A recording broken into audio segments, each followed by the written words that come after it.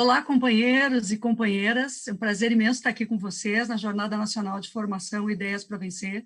É a jornada que o PT preparou para você, para ti, que é candidato, candidata, nas próximas eleições, e para os coordenadores de campanha, tanto para as prefeituras municipais quanto para as câmaras municipais.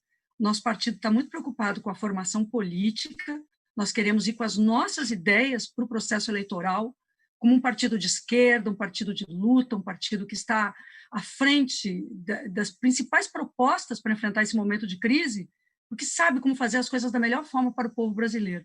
A nossa referência é o melhor para o povo brasileiro. Nós já fizemos isso no governo do presidente Lula, da presidenta Dilma, nas prefeituras, e hoje a gente vai estar conversando muito sobre isso aqui, porque essa live é dedicada ao desenvolvimento econômico local. E tem convidada, super importantes para a gente poder conversar sobre desenvolvimento econômico como um direito, um desenvolvimento que significa melhoria na qualidade de vida de cada pessoa, de cada munícipe, de cada cidadão e cidadã, que inclui as pessoas. E é sustentável, que tem características próprias do que nós acreditamos ser uma cidade justa, onde o desenvolvimento não é só o crescimento para os ricos, mas o direito de todos e todas em viver em uma cidade com dignidade, com serviços públicos de qualidade e acessando aquilo que for produzido por todos e todas. Os nossos convidados aqui nessa mesa são o Jeroen Klink, que é professor da Universidade Federal do ABC, foi secretário de Desenvolvimento Regional e Ação Regional de Santo André, São Paulo, na Prefeitura de Santo André, São Paulo. Então, para nós, é uma alegria muito grande contar com ele, que é professor, e aqui vai estar com a gente num debate sobre desenvolvimento, que é justamente a área de pesquisa também do Gero. A gente está também com a Carmen Foro. A Carmen é uma mulher extremamente lutadora, como nós sabemos, é secretária-geral da CUT, da Central Única dos Trabalhadores e das Trabalhadoras, e foi diretora da FETAGRE Pará e da CONTAG. A base de onde eu conheço essa mulher, de subir em caminhões, de caminhar com as mulheres, de atravessar Brasília, de atravessar o Brasil, lutando pelos direitos das mulheres e o direito do povo brasileiro, enfrentando o impeachment. Eu tenho a maior admiração por ela. Então, para mim, é um prazer imenso estar aqui com o Gero, com o Carmen e também com o Washington Quaquá. Você sabe que o Quaquá é um dos prefeitos mais importantes, não só do PT, mas do Brasil, porque o trabalho que ele faz é um trabalho muito importante. Ele foi prefeito de Maricá, no Rio de Janeiro, por 2 mandatos, e é o vice-presidente nacional do PT. Às vezes a nossa internet sai um pouquinho, volta, mas esses 3 companheiros, esses 2 companheiros e a companheira, estarão conosco nesse debate sobre desenvolvimento econômico. Então, minha primeira questão aqui, porque minha tarefa é colocar questões que a gente tem ouvido nas oficinas e nessa formação da Jornada Nacional. Gero, é comum que as pessoas se perguntem o que um município pode fazer pelo desenvolvimento econômico. Porque há áreas em que se pensa, não, isso é só governo federal, isso é Estado, isso é prefeitura. Como é que a gente poderia dizer sobre o papel de um município na geração de emprego, de renda, emprego e renda como 2 conexões com a possibilidade das pessoas se sustentarem, o que significa emprego, renda, e o que significa, sobretudo, num momento da pandemia, em que nós já entramos na pandemia em crise econômica, em que o modelo econômico ultraneoliberal está destruindo este país, e os nossos companheiros e companheiras estarão assumindo mandatos nas prefeituras e nas câmaras municipais. O que propor, nesse momento, para as cidades e como enfrentar essa batalha depois que chegarmos aos governos municipais? Essa é uma questão para ti, para levantar o nosso debate aqui com Carmen e com o Quaquá. Um abraço, bem-vindo. Microfone. Acho que o microfone. Muito obrigado, Maria, saudando a presença de Carmen, Quaquá, todos os telespectadores, enfim.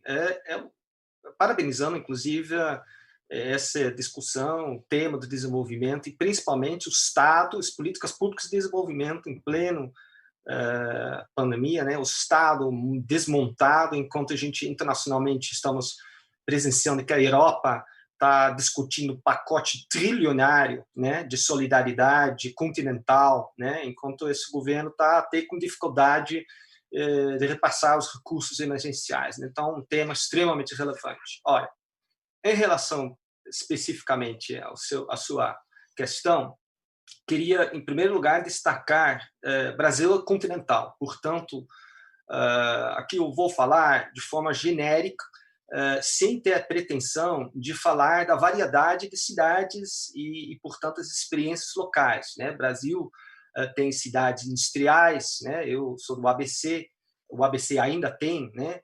Ainda tem um parque industrial significativo, mas Brasil tem cidades portuárias, aeroportuárias, logísticas, cidades turísticas, enfim, eu não vou ter a pretensão de homogeneizar, de dar receitas globais, né? E, portanto, os candidatos vai ser muito importante pensar, refletir sobre a diversidade, a necessidade de pensar identidades e estratégias locais. Esse é o primeiro ponto. Segundo ponto, eu diria que cidades, sim, né? Além do macro, além do câmbio, juros, as cidades, a economia territorial é muito importante, portanto, os prefeitos têm um papel privilegiado na dinamização, na geração e distribuição de riqueza nos territórios locais. Né? Eu diria que não foi nem um economista que falou sobre isso, escreveu sobre isso, foi uma mulher urbanista, Jane Jacobs, escreveu, né, sobre essa primeira dimensão, a geração de riqueza, escreveu um livro que chama-se As Cidades e a Riqueza das Nações. Qual foi o tema central? Né? E eu já vou falar sobre as oportunidades, portanto, a partir dessa tese dela. As cidades concentram as chamadas economias da aglomeração, ou seja, as cidades desarticulam densidade, divisão de trabalho e a redução de distâncias, ou seja, densidade de pessoas, empresas, informações, e, portanto, a cidade é sinônimo às economias da aglomeração. Mas isso implica em que tipo de política pública? Quais são as oportunidades em termos de geração de trabalho, renda e riqueza? Eu diria que tem 3 dimensões importantes que têm a ver com esse tripé: densidade, divisão de trabalho e distância, redução de distância. Primeiro, a cidade é um sistema local de inovação. Né? A cidade, literalmente, as informações circulam, processos de inovação circulam na cidade. Segundo ponto, cidade é uma concentração de empresas, de arranjos produtivos locais, e, portanto, isso abre uma série de políticas para clusters, para arranjos empresariais. Terceiro ponto importante que tem a ver com a tese de Jane Jacobs. A cidade concentra bacias de mão de obra, né? A cidade tem um conjunto de supermercados de trabalhadores e, portanto, eu diria que essas 3 dimensões, bacias de mão de obra, arranjos produtivos locais e sistemas de informações, abrem uma série de políticas públicas. Né? Eu não vou entrar nos detalhes, né? Mas muitas cidades, inclusive cidades administradas pelo partido, né, têm mostrado que existe uma série de oportunidades, incubadoras tecnológicas, programas para arranjos produtivos locais, programas para reciclagem de mão de obra, para capacitação, etc. etc. Né? O leque de opções é muito grande e vai, de fato, além de gerenciamento e câmbio juros. Né? Tem algo além do macro e micro, que é exatamente o espaço do território. Segundo ponto importante, né? Eu falei agora sobre a geração de riqueza, trabalho e renda, é muito importante, eu imagino que os outros também vão falar com muito mais propriedade, o tema da distribuição, a circulação de riqueza, né? Para evitar que essa riqueza, renda, emprego se esvazia por fora da cidade. E, portanto, aqui eu estou falando, evidentemente, uma bandeira importante do partido, a economia solidária, né, as possibilidades de microfinanças, sistemas de crédito, bancos solidários, né, inclusive para desencadear a circulação de renda e emprego na economia local, né? E aqui, de novo, existe uma série de iniciativas bem-sucedidas, né, que provavelmente vamos discutir, e o leque de opções, né, vão desde fortalecimento do comércio local, comércio de rua, novas centralidades na periferia, né, a partir de iniciativas de fomento ao associativismo dos comerciantes locais, e até, né, em Santo André, isso foi um programa coordenado pela Mina Belchior, né, um programa premiado, inclusive, um programa de fomento à economia popular nos assentamentos precários, onde você, portanto, você articula uma série de programas de geração de trabalho e renda com programas de urbanização de assentamentos precários. Então, isso é um segundo ponto. O terceiro ponto, né, eu acho que para os prefeitos, candidatos, é muito importante. Uma Secretaria de Desenvolvimento Econômico é uma secretaria tipicamente matricial de apoio. Não pode se criar uma secretaria autárquica. Muito importante, né, uma secretaria dialogar com uma secretaria de modernização administrativa e também com secretarias como, por exemplo, desenvolvimento urbano e habitação. Por quê?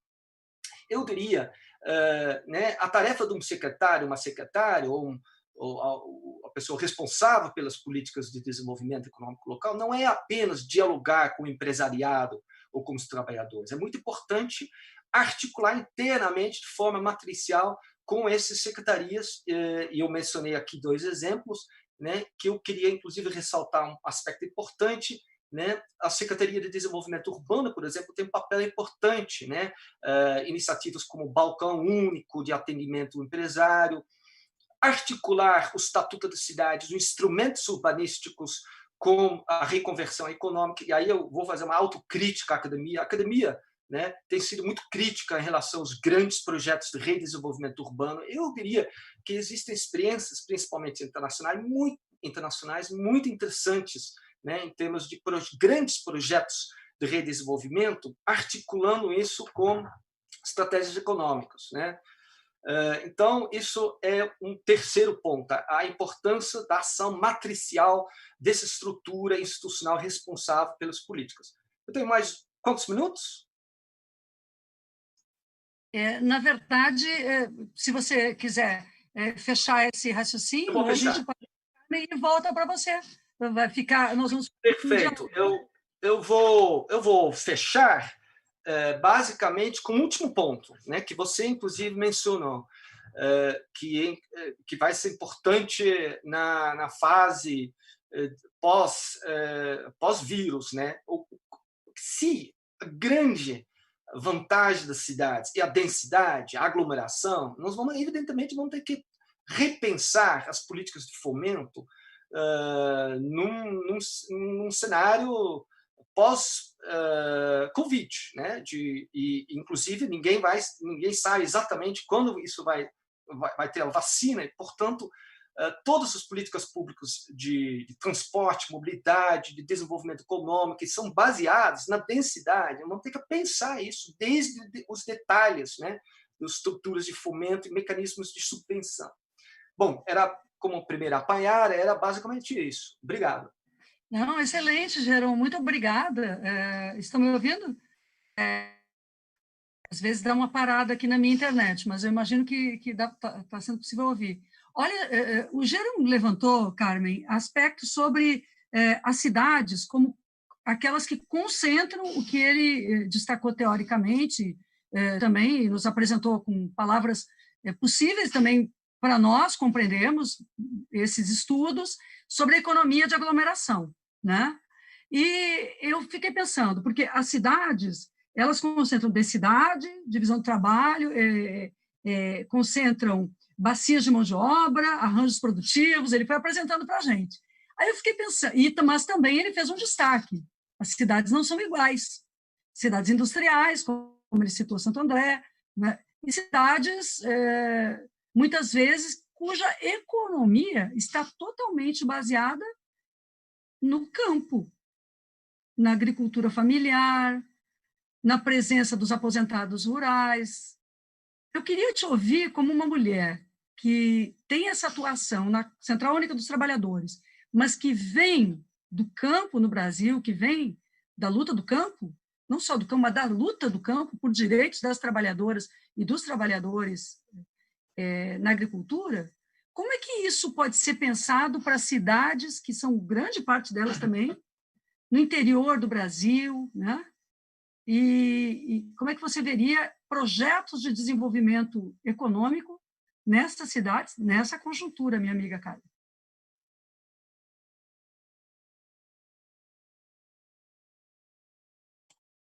Então, bom dia a todos e todas, aos companheiros que estão nessa mesa importante, Geron Klink, Maria do Rosário, o Quaquá, são grandes companheiros de luta de bastante tempo, né? Alguns estudando, outros praticando, outros refletindo na universidade. Acho que uma mesa dessa é extremamente importante.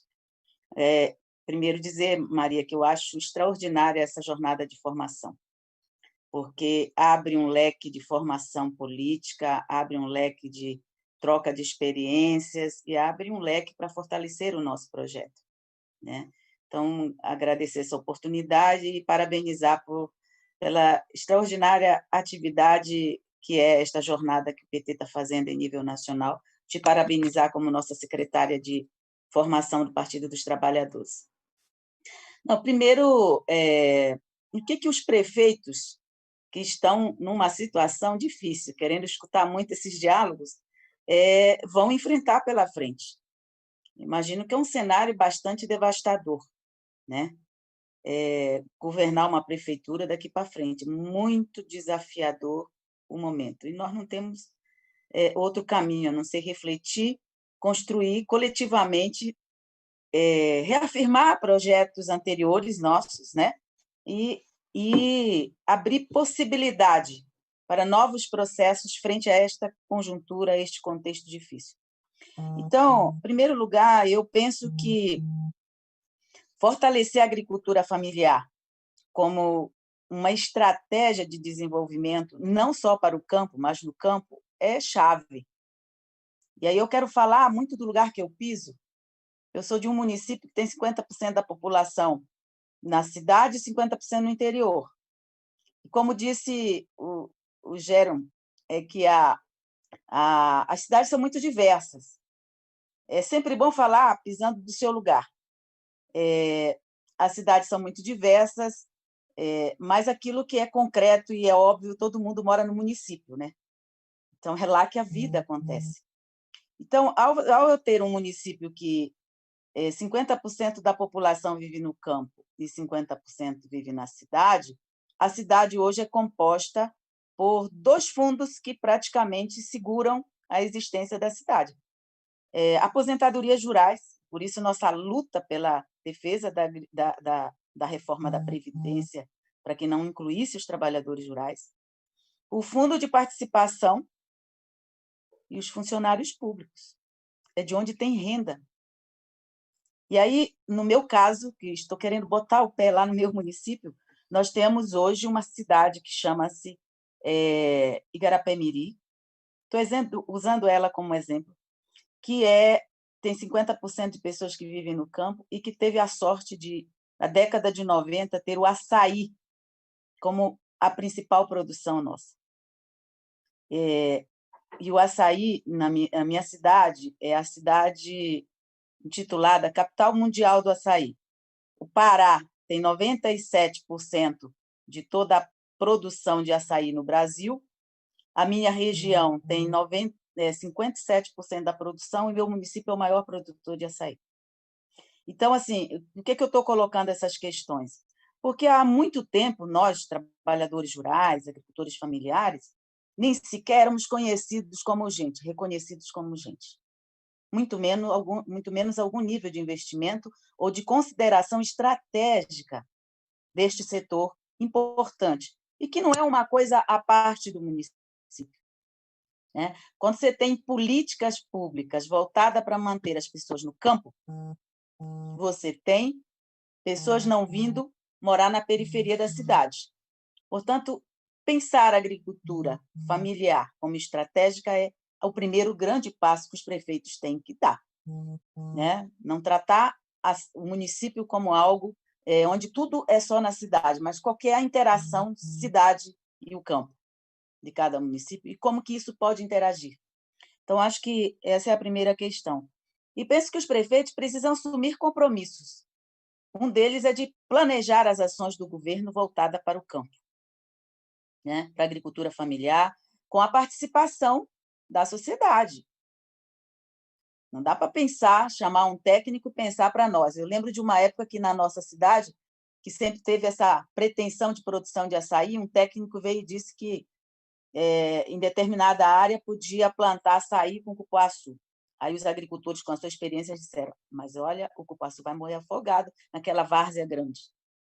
Entendeu? O cupuaçu dá, mas não naquela grande várzea. Então, assim, não basta um técnico pensar, precisa envolver os trabalhadores, as associações, as cooperativas nesse debate de saídas para o próprio município. Então, ter um plano municipal é da maior importância como perspectiva, né?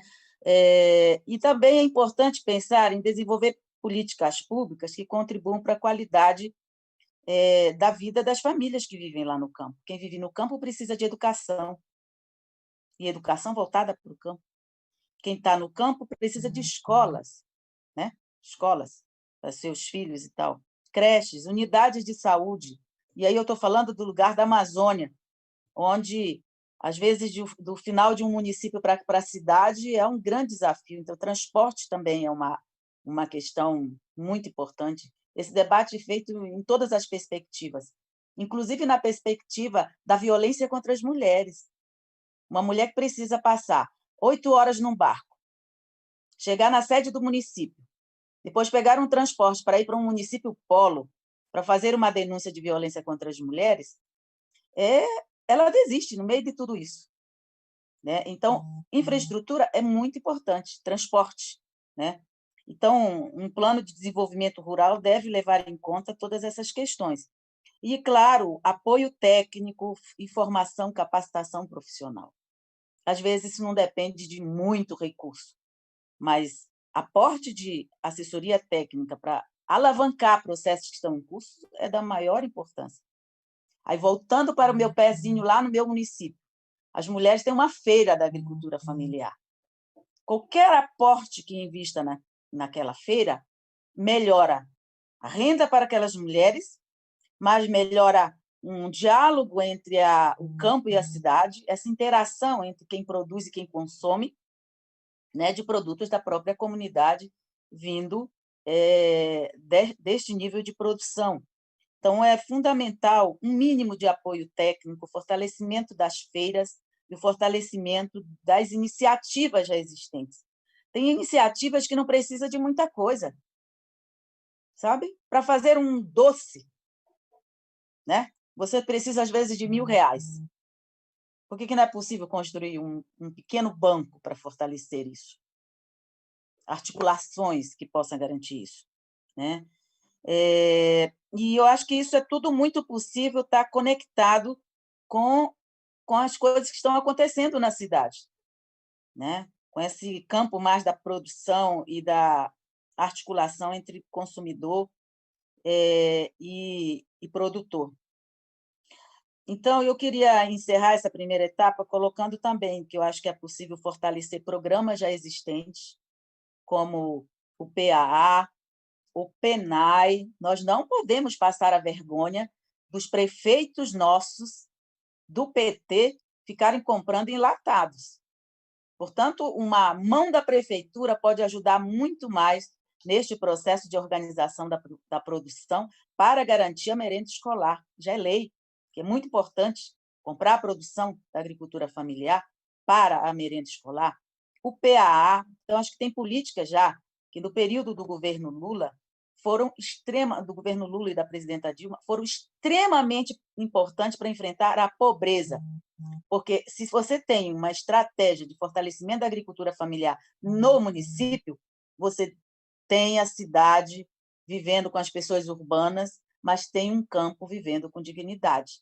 Às vezes, é preciso ter uma máquina para ir num determinado lugar e ajudar uma comunidade. Então, é possível, sim, construir um planejamento das ações do governo, fazer um conjunto de parcerias, de alianças, e eu acho que, se fizer isso em diálogo permanente com a sociedade local, você consegue dar passos importantes para enfrentar esse momento muito difícil. Os prefeitos e prefeitas no próximo período enfrentarão muita dificuldade, mas eu acredito que não haverá dificuldade a ser enfrentada se não estiver articulado com a população, se não for ações coletivas, pensada coletivamente, e a ação ser coletiva nos lugares, nas pequenas e grandes cidades. Claro que tem cidades que têm outras perspectivas, cidades turísticas. Eu não sei se o meu prefeito está me escutando, mas como nós somos a capital mundial do açaí, isso pode se transformar numa cidade turística, a minha cidade, sabe? Onde nós entendemos de açaí como ninguém no mundo. Isso pode se tornar numa cidade turística, temos o Museu do Açaí, e cada cidade tem sua especificidade e eu acho que precisa ser potencializada. Obrigada, Carmen. Eu não sei se a Carmen concluiu, porque deu uma paradinha aqui na minha internet. Deu isso, querida? A Carmen destacou o reconhecimento da potencialidade local. Eu considero muito interessante esse diagnóstico, conhecer a realidade e os potenciais para produzir um desenvolvimento ainda maior a partir daquilo que se encontra ou resgatar aspectos que talvez possam ter sido esquecidos. Eu perguntaria ao Nero que estratégias nós podemos organizar que sejam entre cidades para o desenvolvimento regional. Uma cidade disputa com a outra? Ou é possível estabelecer consórcios? Em que plano? Como atuar neste plano, não só dos serviços, do atendimento de questões essenciais, como a saúde, a educação, que também, talvez, até a partir da saúde, se desenvolva, possa existir um polo de desenvolvimento em saúde, porque gera emprego, gera renda, gera melhorias além da saúde. Mas, além destes aspectos, e até incluindo estes aspectos, no plano mesmo da produção ou do oferecimento de serviço, o que é possível fazer como estratégia consorciada ou articulada regionalmente, com uma série de municípios? Bom, eu diria a escala prioritária para fazer política de redistribuição, política de geração de trabalho e renda, é a escala microrregional, é a escala consorciada, né? Eu acho que na década de 90 se vendeu muito esse mito, né, de a cidade deveria entrar numa disputa de todos contra todos, né, para captar uma fatia do mercado mundial, né? Isso tragicamente gerou, já desde a década de 90, né, com uma abertura descontrolada do país, gerou a guerra fiscal, a guerra urbanística dos índices entre os municípios. Então, isso se mostrou uma estratégia equivocada. Eu diria que essa estratégia de consorciamento, né, é uma estratégia acertada, aliás, que já foi testado, foi experimentado em várias regiões, né? O próprio ABC se citou, né, o consórcio, o instrumento de consorciamento, que, inclusive, nos governos, na administração do presidente Lula, né, foi fortalecido, inclusive cabe ressaltar isso, a lei dos consórcios, né, estava totalmente parado, foi fruto das discussões no governo Lula e, portanto, a lei dos consórcios públicos, que foi regulamentada em 2007, permite não apenas planejar de forma consorciada, mas também executar, né, as chamadas funções públicas de interesse comum. E aí, desenvolvimento econômico, né, articular, como a Carmen falou, o produtor com o consumidor, dinamizar cadeias produtivas, bancos, né, sistemas de moeda social em escala regional, tudo isso é fortalecido, é fomentado, potencializado a partir dos consórcios. Cabe ressaltar também que várias regiões criaram agências de desenvolvimento, articulando, né, como o Carmen também falou, a sociedade civil, o trabalhador, os sindicatos, as universidades, e também os empresários, junto com os governos, discutindo um planejamento estratégico, né, planejando metas, projetos em prol da estratégia de desenvolvimento. Essas agências se proliferaram em várias regiões, né? São instrumentos interessantes, e tudo no sentido de criar, eu diria, um jogo de soma positivo, né? Sair um pouco dessa visão equivocada que uma cidade cresce, sempre vai em detrimento de uma outra cidade. Não, eu acho que a estratégia de consorciamento, né, de uma governança colaborativa, mostra que é muito mais eficiente e eficaz, tanto do ponto de vista de geração de novos postos de trabalho e renda, como distribuir esses postos e fazer com que essa renda circule numa região, né? É muito mais eficiente. Infelizmente, né, que nós estamos... Porque quase todas as experiências que eu mencionei foram experiências fomentadas, seja pelo governo Lula, Dilma, seja pelas administrações locais do PT, né? Infelizmente, o governo do Estado aqui, né, no Estado de São Paulo, é um bom exemplo, um desmonte total dessas experiências, né? A própria autarquia estadual, que era responsável pelo planejamento metropolitano em prazo, foi extinta, né? No ABC, estamos, infelizmente, presenciando desmonte também da Agência de Desenvolvimento, que foi exatamente uma agência que tinha uma certa virtuosidade na articulação dessas políticas locais, né? Enfim, respondendo a sua pergunta, é fundamental os prefeitos entrarem num jogo colaborativo, né? Um projeto compartilhado, e fugir dessa armadilha da disputa de todos contra todos. Eu, antes de passar para a Carmen, até porque o Quaquá teve problemas com a internet também, ela está oscilando muito hoje, mas eu ainda perguntaria uma questão para você, Geron, porque você trouxe a experiência de Santo André, e eu sei que Guarulhos também teve isso, e outras cidades, Maricá também, de integrar a Secretaria de Desenvolvimento Econômico com a pasta da habitação e ver o desenvolvimento econômico e social. Nós nos acostumamos com o governo Lula trazendo isso sempre junto, social e econômico. Você poderia trazer isso sobre a importância das pessoas que estão nos assistindo integrarem, por exemplo, a este tema da habitação? Por que isso é tão relevante? Territorializar é importante em termos de desenvolvimento dentro da cidade? Fundamental, você está coberto de razão. As experiências mais bem-sucedidas, ao meu modo de ver, não apenas no Brasil, mas mundialmente, são exatamente as experiências que olham para o desenvolvimento econômico como algo articulado com inclusão social, com empreendedorismo popular. A habitação é um bom exemplo, né? Na medida que você urbaniza os assentamentos precários, você conecta, portanto, reconheça a riqueza, a diversidade desses assentamentos populares como ingrediente fundamental da economia local, você não apenas fortalece melhor a qualidade de vida dessas pessoas, mas você, de certa forma, dinamiza a economia local, né? E, portanto, o tema de habitação e desenvolvimento urbano, né? Toda a discussão dos instrumentos do Estatuto da Cidade, a importância de zonas especiais de interesse social em áreas bem localizadas e, portanto, garantir o uso misto. O que isso é? É nada mais, nada menos que articular a habitação de interesse social com desenvolvimento local. Claro, porque uma cidade inclusiva, uma cidade agradável, de certa forma, é atraente também para a capital. E, portanto, eu diria que é um ponto extremamente importante para os prefeitos pensarem, né, de como articular habitação, desenvolvimento econômico, os instrumentos urbanísticos de planejamento, né, os instrumentos do Estatuto da Cidade e o papel da Secretaria de Desenvolvimento Urbano dentro dessa estratégia de reconversão, dentro dessa estratégia de desenvolvimento local.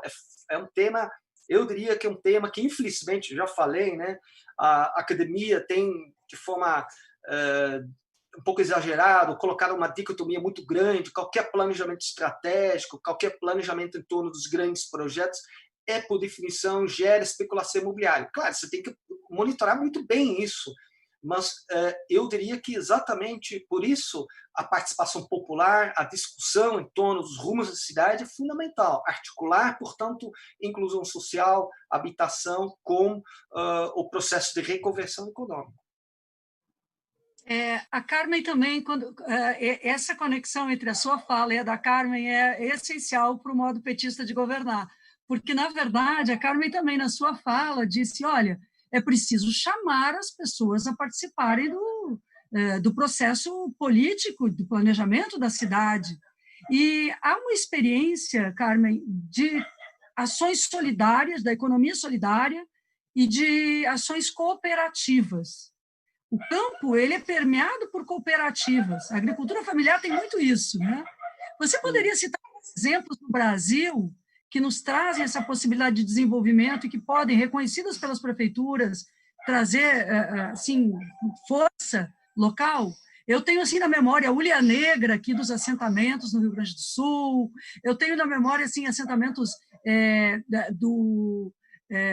do MPA, os movimentos do campo, da própria CONTAG com as cooperativas, a agroindústria, a agricultura ecológica, que tem tido assim algo tem sido desenvolvido de uma forma tão importante também, e as mulheres, Carmen, por favor, agora o nosso papel também na economia.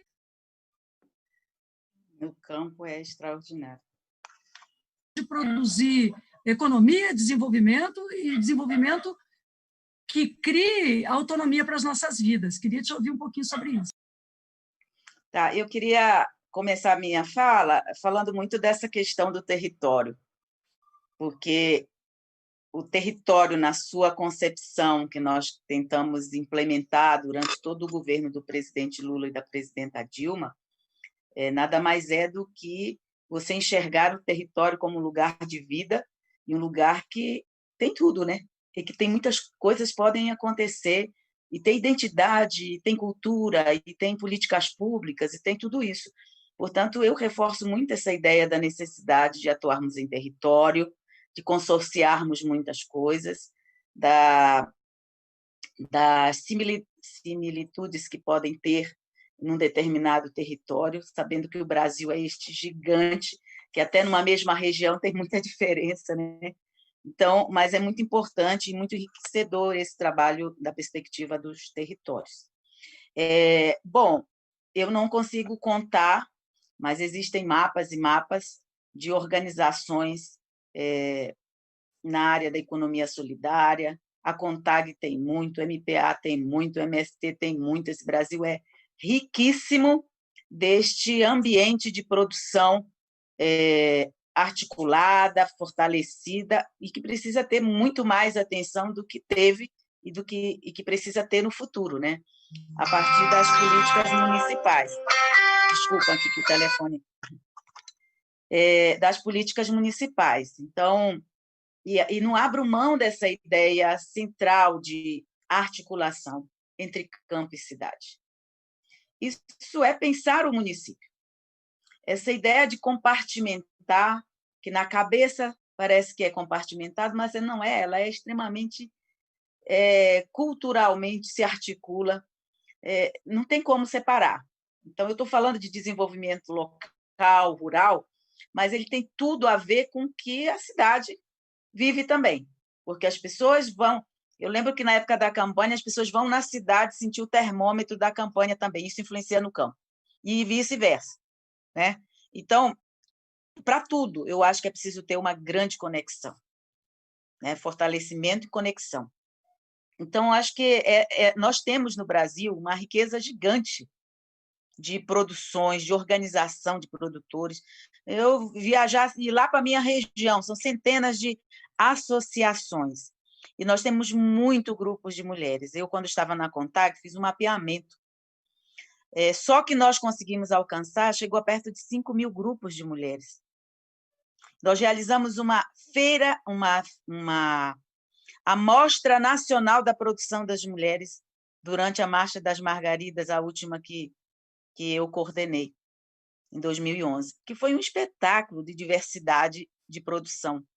E de companheiras que produzem para o PA, a agricultura familiar, não estou fazendo discurso solto, não. A agricultura familiar é produzida grandemente pela mão das mulheres trabalhadoras rurais da agricultura familiar, dentro das próprias cooperativas. né? E essa produção ela garante dignidade, garante coletividade. Tem a companheira do meu sindicato, ela tem e trabalha com 20 grupos de mulheres, é a secretária de mulheres do nosso sindicato. Parece trabalho de formiguinha, mas que tem um valor gigante. A companheira falou para mim, lá na minha comunidade, na véspera de ir para a feira, eu levo de tudo. 11 horas eu já vendi tudo. Eu tenho ovos, eu tenho gengibre, eu tenho produção para chá, eu tenho tudo, a galinha, o açaí, tudo que eu tenho eu levo para vender. Então, investir nesses processos coletivos é fundamental para a gente enfrentar a pobreza, para a gente fazer economia no município, fazer tudo isso. Mas nós da CUT temos pensado muito e vamos construir uma plataforma para a nossa base, voltada para o município, devemos estar pronta agora, final de agosto, mas temos pensado muito em algumas questões que são de caráter emergencial, mas que devem perdurar por um bom tempo como prioridade nossa. A primeira delas é a defesa da vida, fez nós construirmos coletivamente um plano emergencial, junto com as frentes, junto com as centrais sindicais, um plano emergencial, que tem enquanto centralidade a defesa da vida. Hoje tem 4 questões, na nossa opinião, que são centrais e que eu acho que os prefeitos têm que ter isso no seu caderninho de prioridade. A defesa da vida das pessoas, né, com os serviços públicos melhorados no município, né? Então, os prefeitos precisam fazer luta junto com a gente também, que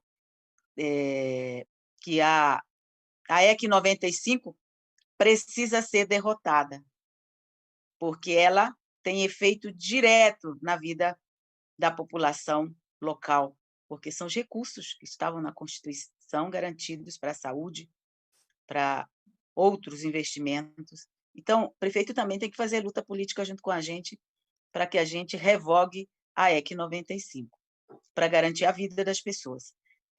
A outra questão que nós entendemos fundamental para esse processo que vocês acabaram de falar, para esse processo de garantia da vida, é a moradia. Nós estamos vendo o que significa moradia nesse momento, onde as pessoas estão doentes e não podem se separar porque moram todas em condições muito difíceis.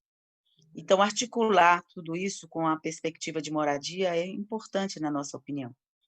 A outra questão é a renda, que nós estávamos nos dedicando a essa construção, a renda, né?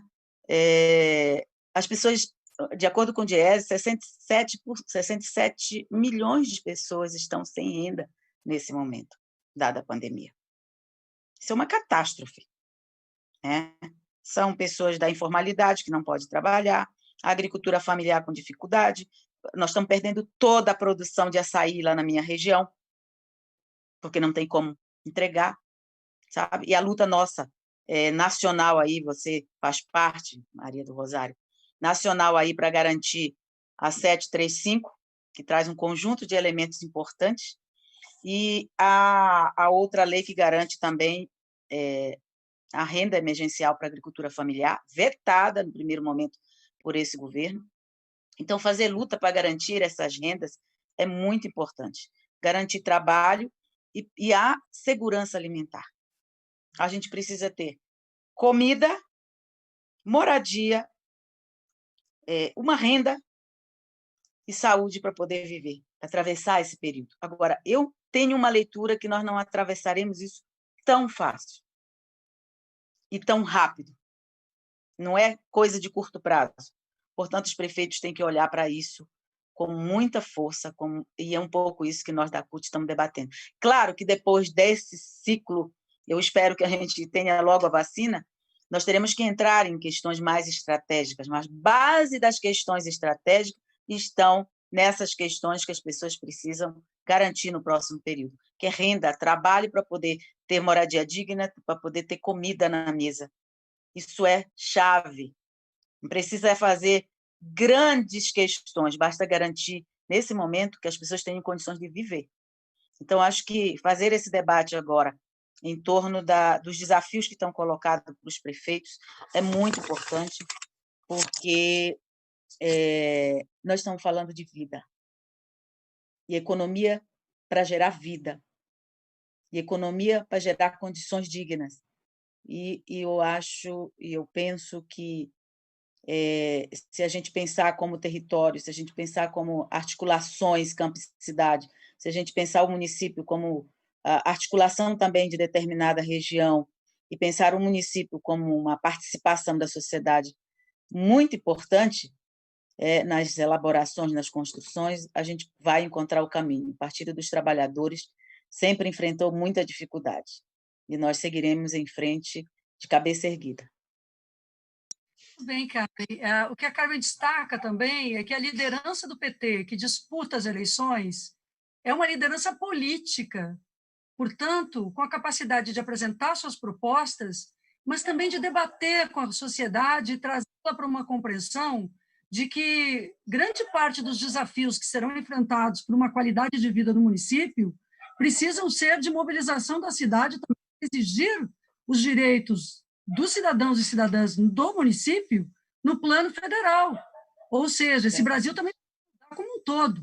E é por isso que nós estamos enfrentando este projeto de morte que está no governo federal, propondo um projeto de vida, e um projeto que é de vida, de mantermos, enfrentarmos essa pandemia no plano do direito à saúde, mas também garantirmos que as pessoas tenham seus direitos econômicos, sociais, culturais, na diversidade do processo eleitoral, até porque o nosso partido defende a democracia, né? E foi um partido da democracia. Os golpistas sempre foram contra a democracia. Eu faria uma questão perguntando ao Gerum se Maricá, por exemplo, era uma questão que eu traria até para o Quaquá, e nós teremos outras oportunidades com ele. Mas a ideia de moeda social, na sua opinião, Gerum, Maricá tem a Mumbuca, né? Aqui em Porto Alegre, onde eu vivo, existe o Justo, organizado por uma cooperativa, pela Univens, que é uma cooperativa de mulheres chamada Unidas Venceremos, e que tem um trabalho com economia solidária, marcado pelo Justa Trama, que é uma organização também da sociedade, da economia solidária, que está lá buscando, no Ceará, o algodão ecológico, e trazendo aqui, então, criando redes. A prefeitura aqui não apoia nada. Maricá, a prefeitura apoia. A experiência do Mumbuca é municipal. Tem alguma experiência no mundo que você acha que vale a pena a gente também chamar aqui, que moeda social crie desenvolvimento local ou concorra também para contribuir com o desenvolvimento local? Deixo essa questão já para a finalização de vocês, nesse momento, né? As considerações de ambos, de Carmen e Gerum, e já partindo para o final, para as despedidas nossas aqui da nossa live da Jornada Nacional de Formação. Muito obrigado. Muito rapidamente, em relação à sua pergunta, né, as experiências bem-sucedidas do moeda social, eu diria que as experiências próprias do Brasil, eles mostram exatamente a riqueza e a criatividade da praxis local. Ou seja, não é uma experiência importada. Claro, existem as experiências de microcrédito, microfinanças, principalmente as experiências asiáticas, mas o Brasil é diferente. Eu diria que todas as experiências que você mostrou, eles mostram a riqueza, né? a inovação de você articular liquidez, dinheiro, espaço da vida, né? Solidariedade, mas também trabalhando um circuito local, né? Um circuito de circulação do comércio local. São experiências extremamente criativas, que eu acho que, mais uma vez, mostra toda a força de um projeto que articula geração de trabalho em renda com circulação, né, com solidariedade. O espaço da vida é a cidade. E, portanto, eu acho que são experiências, né, eu sou suspeito, mas eu acho que são experiências não é à toa, internacionalmente reconhecidos.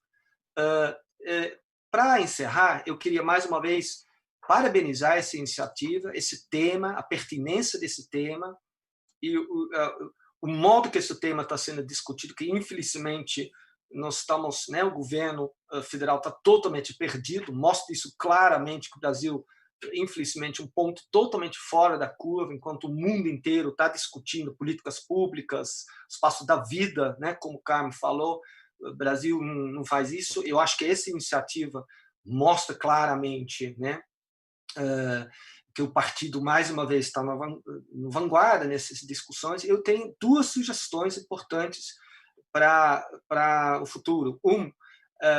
Tudo aquilo que o Carmen já falou, evidentemente, né, a importância de trabalhar agora o espaço emergencial, né, o espaço da vida, mas, além disso, eu diria que são duas questões importantes. A importância de você já entrar com um diagnóstico rápido acerca dos pontos fortes e fracos da economia, para, em seguida, mobilizar rapidamente os parceiros territoriais, universidades, o empresariado local, sim, os trabalhadores, o setor informal, montar, a partir desse diagnóstico, um pacto, um planejamento estratégico territorial, né, para não perder tempo. Você, ao meu modo de ver, já deveria, como candidato, entrar com uma leitura territorial dos pontos fortes e fracos da economia. Isso é fundamental, porque a partir disso você constrói um projeto de cidade e executa um projeto de cidade progressista, né, redistributivo e também gerando nova renda, novos empregos. Eu acho que isso,